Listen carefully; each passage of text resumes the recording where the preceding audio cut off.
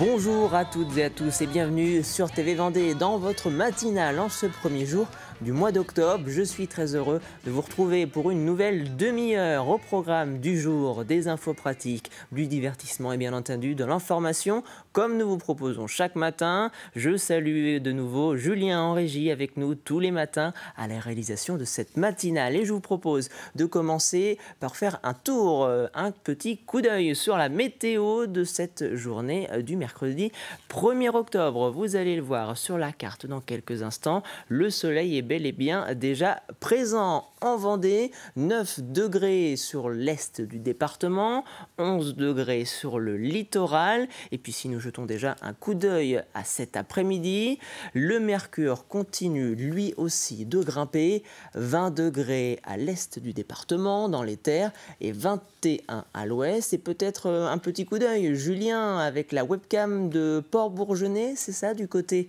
de Talmont-Saint-Hilaire, où nous voyons les rayons du soleil arriver petit à petit. Ces très belles images qui nous proviennent de Port-Bourgenais. Et puis, restons sur le littoral avec un coup d'œil au marais du jour, direction Beauvoir-sur-Mer et le Gois, avec des horaires de marée qui sont les suivantes. La basse mer, c'était ce matin aux alentours de 5h58. La mer remonte donc petit à petit pour une pleine mer prévue ce midi aux alentours de 12h47. Des coefficients de marée de 29 ce matin et cet après-midi. Et puis si nous jetons un coup d'œil à la marée du côté de la Tranche-sur-Mer, vous en avez l'habitude, environ 25 minutes plus tôt que celle du Gois, 5h35 ce matin, et cette fois-ci 13h07 pour la pleine mer. Un mot des travaux, des chantiers qui ont lieu en ce moment sur nos routes. Un petit point circulation en Vendée et direction Saint-Hermine, route de Fontenay-le-Comte, où une déviation est en place. Fin de cette déviation normalement, fin de ces travaux en fin de semaine. Route de Nantes également sur la D763, la 4 voies qui mène La Roche-sur-Yon à Nantes est partiellement fermée à plusieurs points, que ce soit du côté de Belleville ou de Boufféré. Et puis sur la départementale D21 entre Talmont-Saint-Hilaire et Grosbreuil, des travaux également à signaler. Une déviation a également été mise en place. À noter également du côté des chemins de fer, la SNCF a annoncé que des perturbations pourraient être occasionnées dès demain matin jeudi en raison d'un mouvement social national interprofessionnel. Il vous est donc conseillé de consulter le plan de transport adapté par la SNCF à partir de 17h ce mercredi. En ce 274e jour de l'année, nous fêtons les Thérèses. Bonne fête à toutes les Thérèses de votre entourage. Un petit point également sur le coucher du soleil prévu ce soir aux alentours de 19h47. Nous perdons donc 4 minutes d'ensoleillement, alors profitez-en. Il est désormais l'heure de passer à votre journal d'actualité préparé par la rédaction de TV Vendée.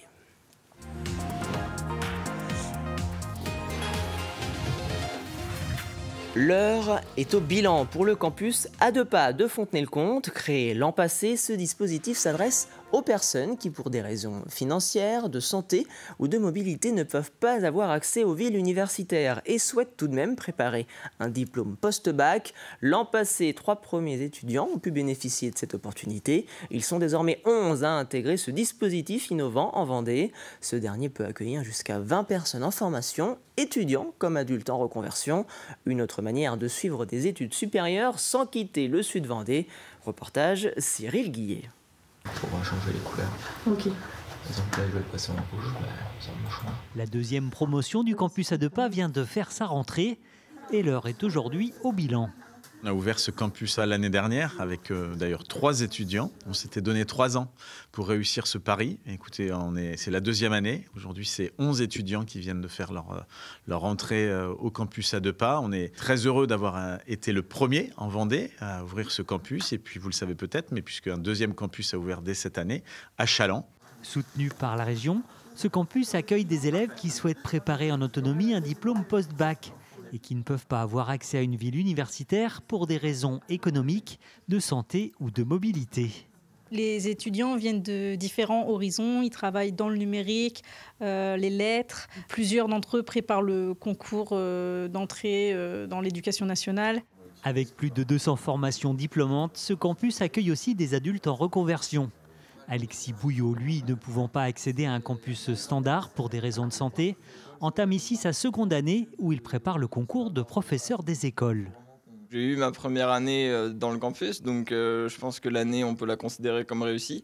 Et puis, deuxième chose positive, il y a un super feeling avec les anciens du campus qui étaient déjà là l'année dernière. On a gardé un bon contact avec les nouveaux qui arrivent aussi, donc c'est quelque chose de bien aussi. On se rend compte qu'on arrive à créer un vrai groupe campus comme dans une classe, qui n'est pas forcément possible normalement quand on est en distanciel. Pour la bonne réussite de chacun, une tutrice est présente au quotidien pour accompagner les étudiants tout au long de leur formation, avec notamment des entretiens individuels organisés tous les 15 jours. On vous libère. Merci beaucoup. Direction le littoral vendéen, à Saint-Jean-de-Mont, où la municipalité entame un projet de travaux d'un de ces lieux incontournables pour les vacanciers et les locaux qui viennent s'y promener. Il s'agit de son esplanade de bord de mer, un projet visant à embellir et sécuriser dans un premier temps une partie des plus de 3 km de pistes cyclables que compte la ville en bord de mer. L'objectif, transformer ce lieu de passage en réel espace convivial. Le premier tronçon de travaux concerne 800 mètres entre l'entrée de la commune voisine de Saint-Hilaire et la piscine Océabule. L'idée, c'est de l'embellir. On a un mobilier qui était vieillissant. On a une piste cyclable qui est très rectiligne et qui occasionnait des vitesses un peu excessives. Donc on a voulu sécuriser cette piste cyclable, sécuriser les passages des piétons, la réembellir avec un nouveau mobilier, donner des espaces peut-être un peu plus de promenade, d'arrêt, avec des espaces de jeu pour les enfants, avec des espaces de pique-nique, avec une végétalisation accrue, de manière à embellir encore plus cette esplanade, de manière à ce que nos promeneurs aient encore plus de plaisir à se promener ici. On va végétaliser, par contre on va aussi tester, parce qu'effectivement on est sur des phases un peu aussi de test sur des environnements comme ça. Donc on va ombrager avec les arbres existants, on va renforcer par des essences locales et aussi qui se prêtent à l'environnement marin, donc sur des essences un peu mûrier.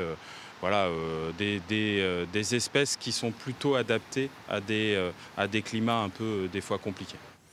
Et sachez qu'en raison de ces travaux prévus jusqu'à mi-mars 2026, un nouveau plan de circulation pour les cyclistes et les piétons sera mis en place.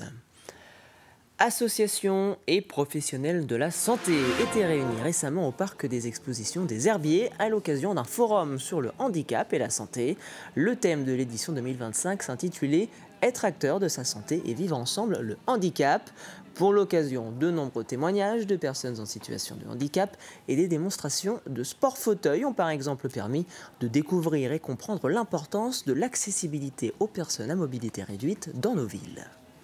Je me suis retrouvé en fauteuil et donc du coup j'ai découvert pas mal d'associations qui m'ont aidé à avancer, donc des associations handisportives. Le sport peut aider les gens au quotidien à sortir de chez eux, à faire une activité et pourquoi pas aussi au bien-être physique, quoi. Moi je suis responsable d'une section handisport, donc on pratique le floorball fauteuil. C'est un sport collectif qui se joue avec un fauteuil donc de sport, fauteuil manuel, plus une crosse et une balle. On se prépare pour une future sélection pour créer une équipe de France et pour partir ensuite en Suisse en 2026. De l'association Office des handicapés accidentés de la vie, il regroupe 8 associations qui rendent service aux handicapés dans tous les domaines. Toutes ces associations se regroupent pour se soutenir et sensibiliser le grand public aux problèmes du handicap. Restons dans le domaine du sport santé et prenons le chemin des Sables d'Olonne où depuis un an sont proposées par la Ligue de surf des Pays de la Loire des séances de surf santé, un sujet de recherche qu'étudie le médecin Grégoire Goyer qui prépare une thèse sur les bienfaits de cette discipline aquatique sur la santé. Des cours dispensés aux bénéficiaires de la maison sport santé, à des soignants, mais également à des femmes atteintes de cancer du sein. La performance sportive étant donc laissée de côté pour se concentrer sur la déconnexion avec son corps. Le plus beau retour, c'est finalement le sourire qu'il y a sur la plage et l'envie de revenir. Et ça, c'est un retour qui n'est pas forcément verbalisé, c'est pas toujours facile de parler. Mais déjà, quand on voit la cohésion qui se crée entre ces femmes-là, le sourire, en fait, elles déposent des choses dans l'eau qui ne m'appartiennent pas et qui ne leur appartiennent plus. Et ça, c'est bien. Là, disons que j'exerce le métier de prof de surf, parce que sur la plage, je ne suis pas médecin.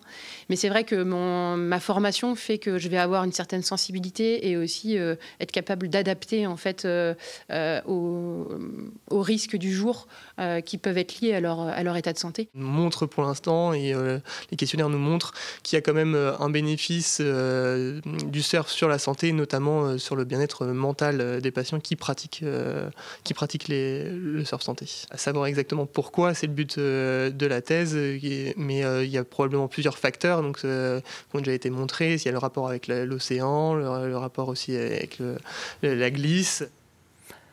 Et terminons ce journal avec une visite de Saint-Jean-de-Mont, comme vous ne l'avez peut-être jamais fait, dans le cadre de la fête de la marche qui avait lieu du 7 au 28 septembre sur la commune.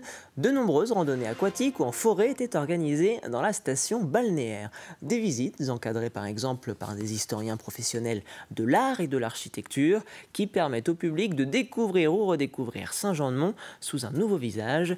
Jeanne Bell a suivi pour nous l'une de ces excursions. Les visiteurs sont venus nombreux écouter les récits des maisons des années 50 et 60 le temps d'une marche. On s'est inscrit sur le site de l'Office du tourisme pour la visite de Madame Louise Robin. Et moi, c'est la première fois que je viens ici et j'ai été assez surprise de la qualité de la vie qu'il y a et puis de tout ce qui se passe autour. Et ça m'a très très fortement intéressée. Les 2 heures de visite, Louise Robin raconte l'histoire de l'architecture balnéaire, un moment inédit pour mêler promenade et histoire. Conçu 2 promenades. Ce matin, une promenade qui concernait la naissance de la station, les maisons 1900, enfin 19e, 1900 et de l'entre-deux-guerres. Alors on a fait tout le tour de ce qui existe, vu, décrypter les styles. Et cet après-midi était consacré à la modernité. Alors, c'est 2 visites qui m'ont été demandées par l'Office du tourisme dans le cadre de la fête de la marche, pour mêler la découverte du patrimoine naturel au patrimoine bâti. Tout au long du mois de septembre, c'est 270 personnes qui sont touchées par cette fête de la marche, soit 2 fois plus que l'an dernier. La sortie d'aujourd'hui affiche complet, que ce soit le matin ou l'après-midi. Donc c'est plutôt enthousiasmant. Et donc il y a à peu près, on va dire, une vingtaine d'offres en fait, qui sont proposées, soit sportives, soit culturelles, pendant 3 semaines. Plus des événements qui vont ponctuer ça, comme la randonnée des Mogettes ou encore la Montoise, qui est une course sportive également. Et donc nous, on met tout ça en lumière à travers un programme pour rendre lisibles toutes ces offres. Ça permet aux personnes aussi de pouvoir réserver plusieurs offres sur un même outil qui est le site de l'Office du tourisme et de faire son petit panier. Bon, moi, je vais faire 3 sorties culturelles, 2 sorties sportives. Je fais mon petit panier, je connais mon programme du mois de septembre, etc. Après la fête, les nombreux sentiers pédestres restent accessibles librement. C'était le journal de la rédaction de TV Vendée. Merci à l'ensemble des équipes pour sa préparation. Passons désormais au plus de l'info.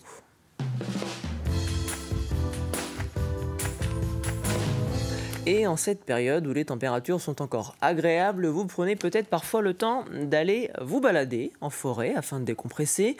Mais saviez-vous qu'il existe une charte qui permet de faire cohabiter promeneurs, cyclistes et agriculteurs tout en faisant respecter la nature? C'est justement le sujet de ce plus de l'info.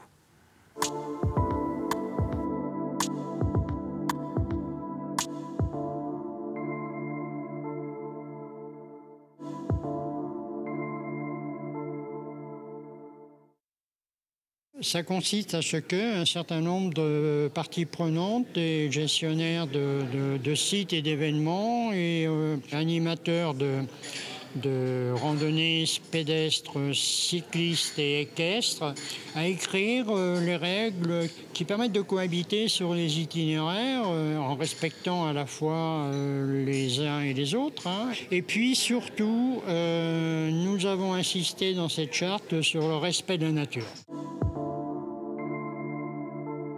Ils sont extrêmement utilisés, en particulier durant l'été, puisqu'on a les touristes qui adorent marcher dans nos espaces.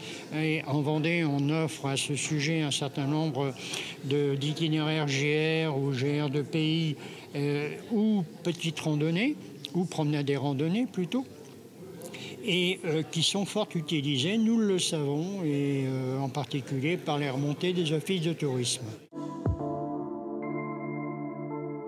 L'agriculture est présente quand même sur 70% du territoire vendéen, donc on est quand même une activité assez prépondérante sur les territoires, donc forcément sur les sentiers. Donc c'est des sentiers aussi qui peuvent desservir les parcelles. Alors forcément, quand il y a des tracteurs, des engins, ou même des animaux qui côtoient les randonneurs, c'est vrai qu'il y a toujours quelques précautions à prendre de part et d'autre de nos formations, quoi. Mes prédécesseurs étaient déjà soucieux du fait de côtoyer, que la population et les agriculteurs puissent se côtoyer sereinement. C'est toujours le cas. Après, c'est vrai qu'on voit des nouvelles... l'agriculture a évolué depuis, de par la taille du matériel, de par l'importance des troupeaux, sans doute. Et voilà, ce qui est important, c'est que chacun puisse se respecter, comme par exemple quand il y a les randonneurs se promènent avec des animaux, par exemple, ou un chien qui aboie, forcément, ça peut vite effrayer un troupeau de bovins, par exemple.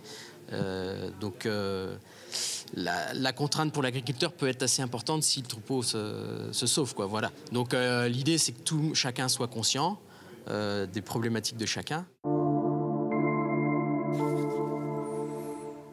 Un plus de l'info que vous pouvez bien entendu retrouver sur notre site tvvendée.fr. C'est l'heure désormais de passer à la chronique du jour.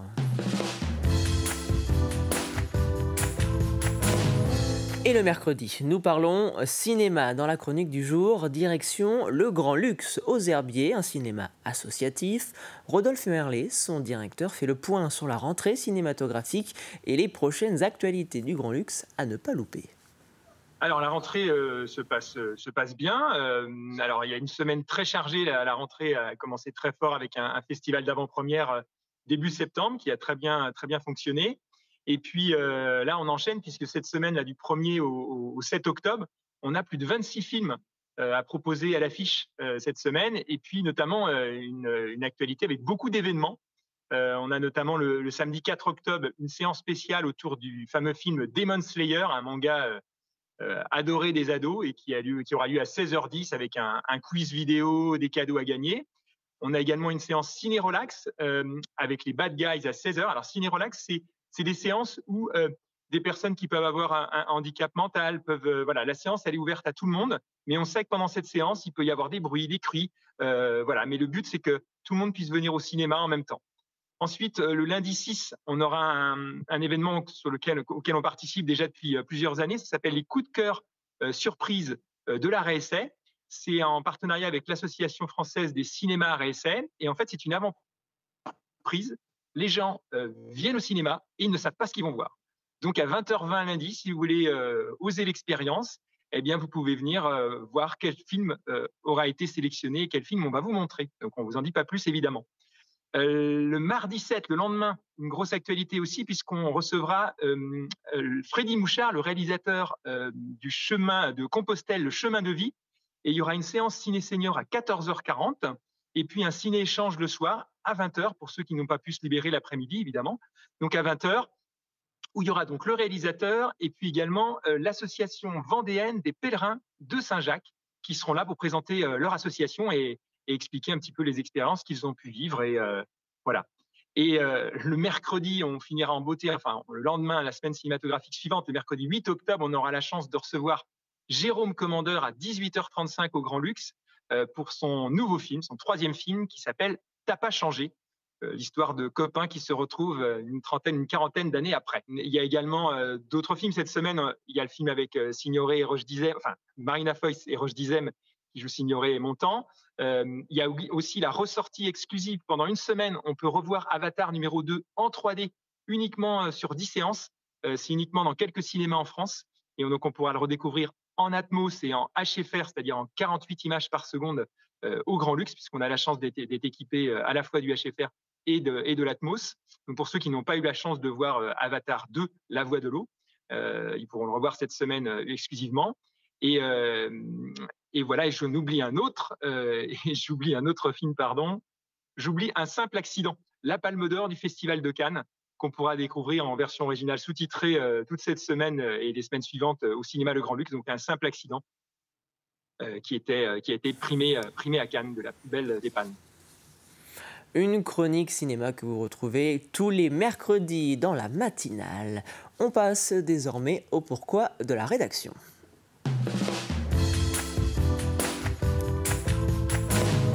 Un pourquoi de la rédaction aujourd'hui consacré au choix de votre ordinateur. Vous ne savez pas quoi choisir entre l'ordinateur portable ou bien la bonne vieille tour. Benjamin Pétieux, gérant du magasin Phone & Co à Fontenay-le-Comte, tente de vous aider. Tout dépend de l'utilisation que vous en avez. En fait, voilà, on va dire que chez les professionnels, le plus répandu, c'est l'ordinateur portable, puisque le professionnel, il est voué à travailler souvent de chez lui en télétravail ou de se déplacer un petit peu partout. Donc du coup, il se sert d'un ordinateur portable et qui branche après sur une station où du coup, il a après ses écrans, claviers, etc. En tant que particulier, on le voit de toute façon, on vend de plus en plus d'ordinateurs portables, voilà, parce que le particulier préfère plutôt que la bonne vieille tour dans le salon. Des fois, monsieur et madame veulent chacun leur ordinateur, donc du coup, ma foi, ils préfèrent l'ordinateur portable. Une tour, ça va servir un peu plus pour quelqu'un qui va faire du gaming, pour un gamer, puisque la tour, contrairement à l'ordinateur portable, est beaucoup plus évolutive dans le temps. C'est-à-dire une tour, on peut lui changer juste la carte graphique, on peut lui changer le processeur, on peut lui rajouter de la RAM, d'autres cartes réseau, voilà, tout un tas de choses comme ça. Chose qu'on peut plus difficilement faire sur un ordinateur portable. Un ordinateur portable, on va être contraint, de fait que c'est un portable, on pourra changer un disque dur éventuellement, enfin plutôt un SSD ou un M2 maintenant, et la RAM. Mais on ne pourra pas le faire évoluer plus que ça. La tour est beaucoup plus évolutive dans le temps. Quelqu'un, par exemple, qui a un budget limité pour une tour gaming, il peut partir sur une petite tour avec sur une tour avec une petite carte graphique plutôt, et par exemple se dire dans 6 mois, voilà, je peux me permettre de m'acheter une grosse carte graphique, donc du coup, on pourra lui mettre une carte graphique un petit peu plus grosse. Et l'ensemble des pourquoi de la rédaction sont à retrouver dans la rubrique Actu du site tvvendée.fr. On passe à l'extrait du jour.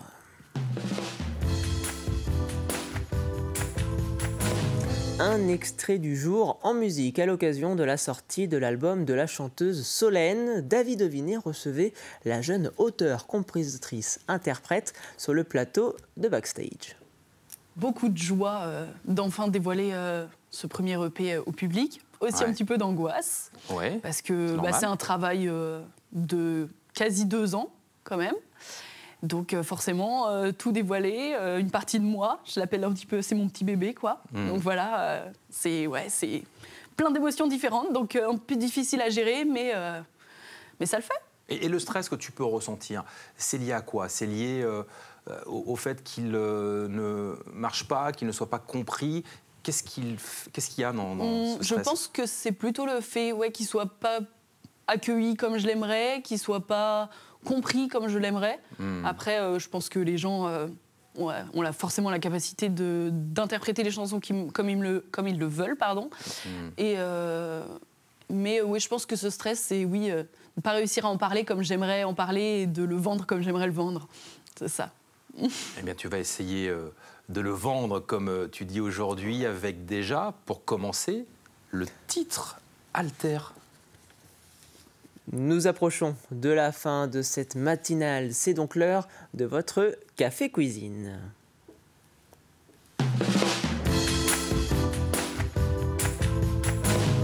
À gagner cette semaine dans votre jeu de la matinale, un pack familial comprenant 2 places adultes et 2 places enfants, offert cette semaine par La Bélière Loisirs, le parc d'attractions familiales situé en plein cœur de la forêt du Veillon à Talmont-Saint-Hilaire. Et pour gagner ce très joli lot pour toute la famille, vous connaissez désormais la question à laquelle il vous faut répondre. Où peut-on trouver un cadran analématique en Vendée? Où peut-on trouver un cadran analématique en Vendée? Voici le 3e indice de cette semaine en ce mercredi qui devrait une nouvelle fois vous faire avancer dans vos recherches.